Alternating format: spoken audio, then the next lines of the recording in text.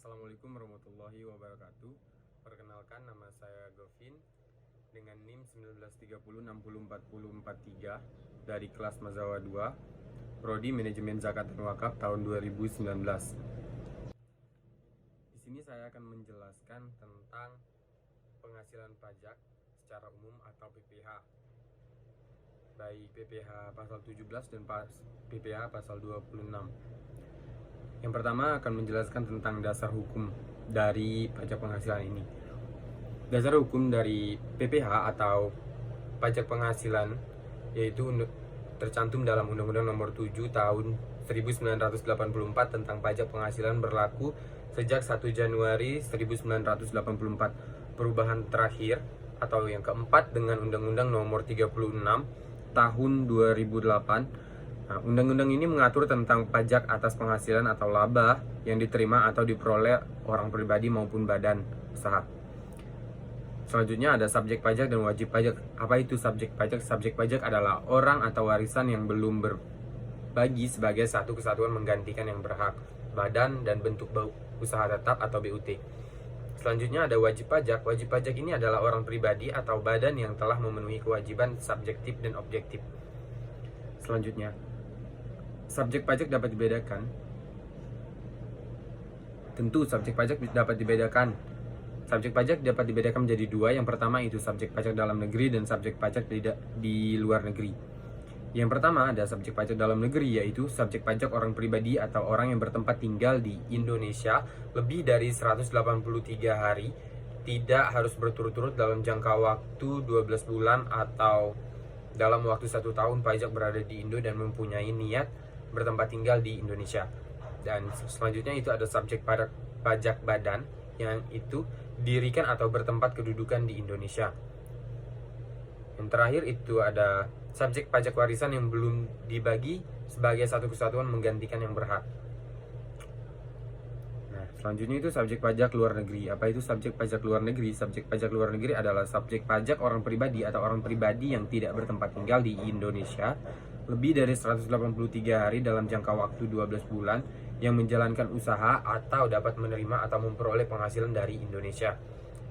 Selanjutnya itu subjek pajak badan atau yang didirikan atau bertempat berkedudukan tidak di Indonesia yang menjalankan usaha atau dapat diterima atau diperoleh penghasilan di Indonesia. Selanjutnya perbedaan antara wajib pajak dalam negeri dan wajib pajak di luar negeri. Saya akan share dan kalian bisa lihat nanti di sini atau di atas saya sebelah nanti. Itu ada WP dalam negeri yang itu dikenakan pajak atas penghasilan baik yang diterima atau diperoleh dari Indonesia dan dari luar Indonesia. Selanjutnya ada dikenakan pajak berdasarkan penghasilan neto. Tarif pajak yang digunakan adalah tarif umum atau tarif Undang-Undang PPh pasal 17 dan wajib pajak wajib untuk menyampaikan SPT. WP luar negeri atau wajib pajak di luar negeri yaitu dikenakan pajak hanya atas penghasilan yang berasal dari sumber penghasilan di Indonesia, dikenakan pajak berdasarkan penghasilan bruto, dan tarif pajak yang dikenakan adalah tarif sepadan dengan tarif Undang-Undang PPh pasal 26. Dan ini tidak diwajibkan untuk menyampaikan SPT. Selanjutnya kewajiban pajak subjektif mulai dan berakhirnya. Sama saja nanti akan saya lampirin di atas sebelah saya ini. Subjek pajak dalam negeri orang pribadi saat dilahirkan, saat berada di Indonesia atau berniat bertempat tinggal di Indonesia, dan berakhirnya saat meninggalkan Indonesia untuk selama-lamanya.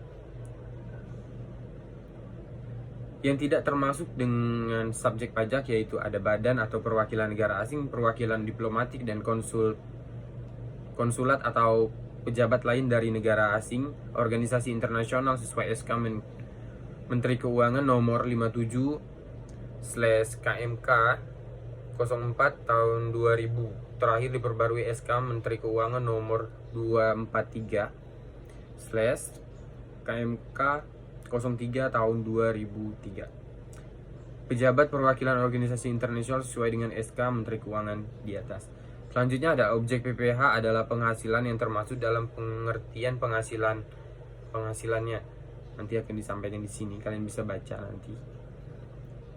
Selanjutnya ada dasar pengenaan pajak. Dasar pengenaan pajak ini atau PKP, penghasilan kena pajak untuk wajib pajak dalam negeri dan BUT, badan usaha tetap. Besar PKP untuk UIP badan dihitung sebesar penghasilan neto.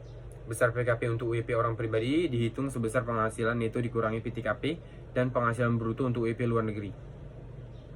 Selanjutnya, bagaimana cara menghitung PKP dengan menggunakan pembukuan? Nanti akan saya share di sini cara menghitungnya. PKP ini atau penghasilan kena pajak UIP orang pribadi yaitu sama dengan penghasilan neto dikurangi PTKP dan penghasilan bruto dikurangi biaya diperkenankan Undang-Undang PPH dikurangi PTKP.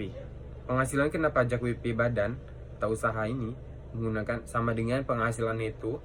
Selanjutnya sama dengan penghasilan neto dikurangi biaya yang diperkenankan Undang-Undang PPH. Terus bagaimana cara menghitung PKP dengan menggunakan norma perhitungan penghasilan neto?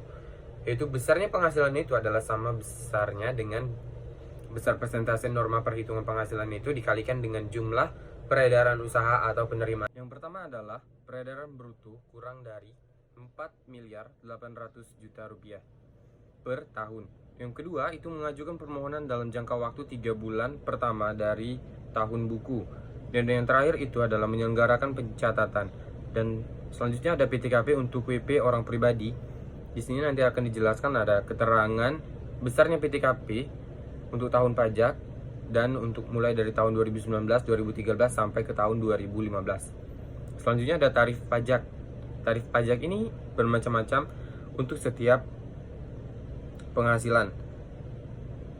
Mulai dari lapisan PKP, WP orang pribadi dalam negeri dengan tarif pajaknya yaitu dari 50 juta dengan tarif pajak 5% dan di atas 50 juta sampai dengan 250 juta itu dikenakan tarif pajak sebesar 15%. Nanti kalian bisa lihat di samping saya.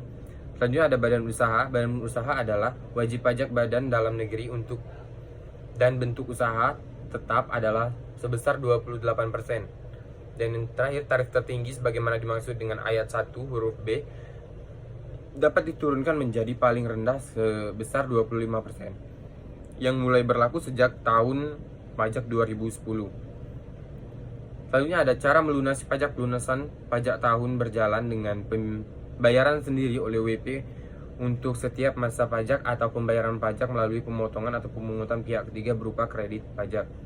Pelunasan pajak sesudah akhir tahun pajak. Selanjutnya akan dijelaskan apa itu. BUT merupakan bentuk usaha yang dipergunakan oleh subjek pajak ke luar negeri atau baik badan maupun orang pribadi untuk menjalankan usaha atau melakukan kegiatan di Indonesia. Bentuknya dapat berupa tempat dukungan manajemen, cabang perusahaan, kantor perwakilan, gedung kantor, pabrik, bengkel, gudang, dan juga yang lainnya. BUT merupakan bentuk usaha yang digunakan oleh subjek pajak luar negeri baik orang pribadi atau badan untuk menjalankan usaha atau melakukan kegiatan di Indonesia. Bentuknya dapat berupa yang pertama ada pemberian jasa dalam bentuk apapun oleh pegawai atau orang lain sepanjang dilakukan lebih dari 60 hari dalam jangka waktu 12 bulan. Terus orang atau badan yang bertindak selaku agen yang kedudukannya tidak bebas, agen atau pegawai dari perusahaan asuransi yang tidak didirikan dan tidak bertempat tinggal di Indonesia yang menerima premi asuransi atau menanggung risiko di Indonesia. Selanjutnya ada objek pajak penghasilan BUT. Nanti akan dilihatkan di sini. Kalian bisa lihat di sini. Selanjutnya adalah penentuan laba BUT. Sama, ini akan juga dijelaskan nanti. Dan PKP sesudah dikurangi pajak penghasilan dari suatu BUT di Indonesia akan dikenakan PPh pasal 26 sebesar 20% kecuali penghasilan tersebut ditanamkan kembali di Indonesia. Pemotongan pajak tersebut bersifat final. Nanti akan dijelaskan di sini sesuai MK atau SK Menteri Keuangan nomor 113 atau KMK /03/2002. Terima kasih pada Bapak dosen yang telah memberikan saya kesempatan untuk mempresentasikan dan atau memperkenalkan tentang pajak penghasilan secara umum. Mungkin itu saja yang dapat saya sampaikan. Lebih dari kurang saya mohon maaf. Pada Tuhan saya mohon ampun. Wabillahi taufiq wal hidayah. Wassalamualaikum warahmatullahi wabarakatuh.